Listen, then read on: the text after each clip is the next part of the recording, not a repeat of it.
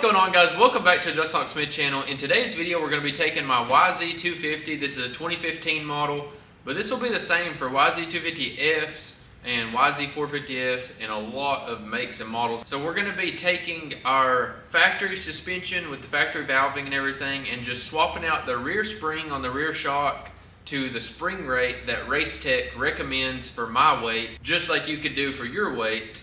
And then we're also going to be taking apart the front forks and respringing those as well to the Race Tech springs that are recommended by Race Tech for my weight. So a huge shout out to Rocky Mountain. I'm actually located in Kentucky, so anytime that I order from Rocky Mountain, everything shows up either next day or like 2 days later with free shipping over 75 bucks. First, I went on to Race Tech's website and I went ahead and put in my riding like skill level, my weight without riding gear, and like what I would be doing with the bike. And then it will tell you what part numbers you need, and you can either order them straight off of the Race Tech website, or you can hop over to Rocky Mountain ATV and see if they have them in stock, especially if you're around Kentucky or around Utah. They have a warehouse in Utah and a warehouse in Kentucky. So without further ado, we're gonna go ahead and start this teardown process. Guys, this isn't gonna be super in-depth as far as the teardown process. If you're gonna be taking apart your rear shock and your front forks, I'm sure you already know how to remove them. But we're just gonna throw together a little edit and go ahead and remove the forks and remove the rear shock. Go ahead and take your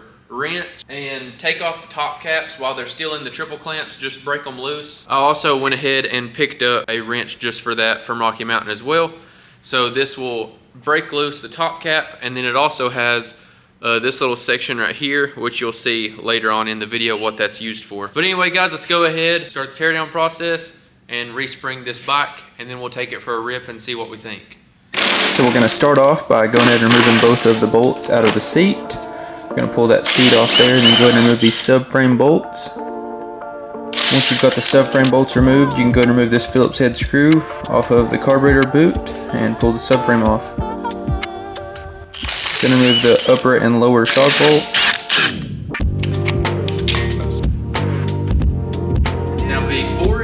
Completely remove the shock off the bike, I like to go ahead and put the top bolt back through and go ahead and break this loose.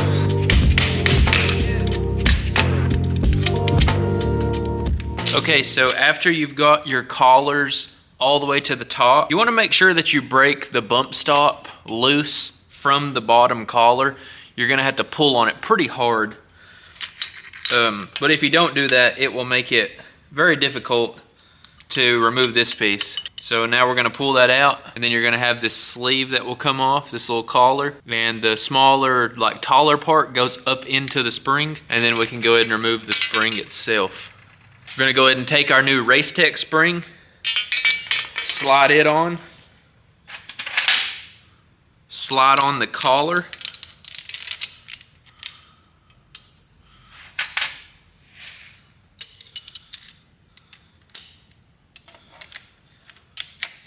and there we go. So now I'm just gonna go ahead and turn it a couple of times. And then of course, could have marked this whenever you removed your old spring, but you're pretty much gonna have to set your sag anyway. So I'm just gonna run this down a couple of times, slap it on the bike, and then whenever we get all of our gear on and everything, we'll set our sag and position this. So look up a video on how to set sag if you're not sure what I'm talking about, and learn how to set your sag. So now that we've got this spring installed, we're gonna go ahead and install it back into the bike.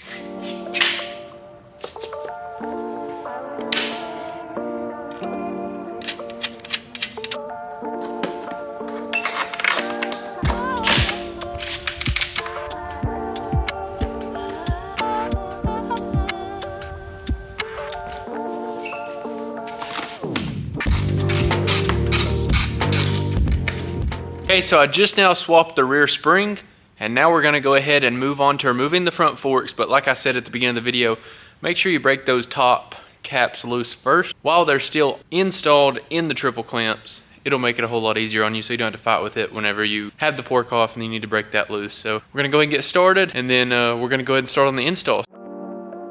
Going to go ahead and remove the forks off of the bike. And then once you've got the forks removed off of the bike, we're going to go ahead and run the rebound all the way out. This is just good practice so you don't damage anything inside.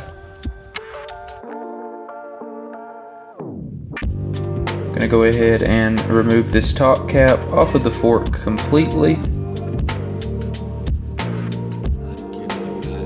And then we're gonna drain the oil.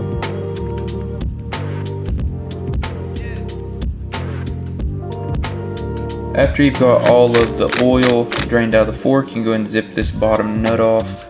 Then we're gonna push this down and use that tusk tool that I had showed you earlier on in the video. You're gonna hold it with an opening wrench and then zip off this nut. Gonna go ahead and pull that dampening rod out of there. And now we can push back down on the spring and pull that tool out. Now you want to be careful not to separate the upper and lower tubes. You just want to pull out the inner cartridge, remove the old spring. I like to wipe all that down, and then you can go ahead and reinstall the new spring. It does come with some shims to set the preload. Racetech recommends you do 4 millimeters of preload. In order for me to do that with this spring rate, I did have to use 2 of the shims that come in the box with the Racetech spring. We're going to be running some Maxima fork oil, 5 weight. I want to say that I went with 11 ounces of fork oil.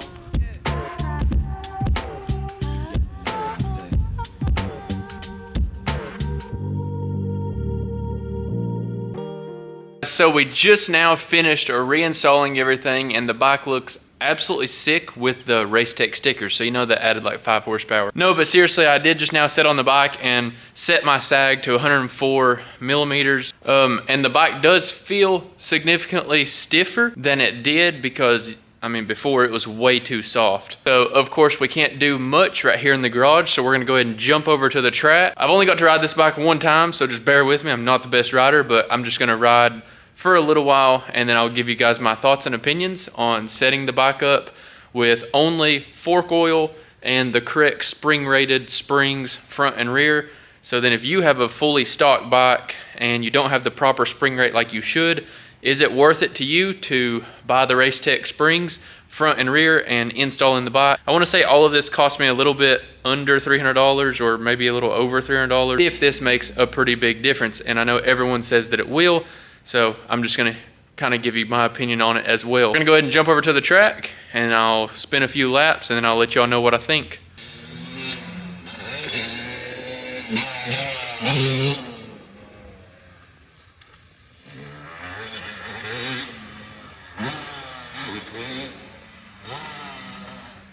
So wow, what a difference. Changing the fork springs and the rear spring to actually be set up for my own weight made a huge difference. I only rode it a little bit at an indoor track and I could already tell a huge difference on takeoff and on landing. And then of course going through this whoop section as well. I'll try to mention in future videos, go ahead and hit that subscribe button down below, and we may actually send the suspension off someday to have it actually revalved and then compare, you know, just proper spring rate to revalving. Is that worth it? So if that's something you guys want to see, don't forget to hit that subscribe button down below. That's going to be all for today's video, guys. I hope this helped you all, and I hope that you all enjoyed it. Always remember, everybody starts out as nobody, and I'll see you in the next one. Peace.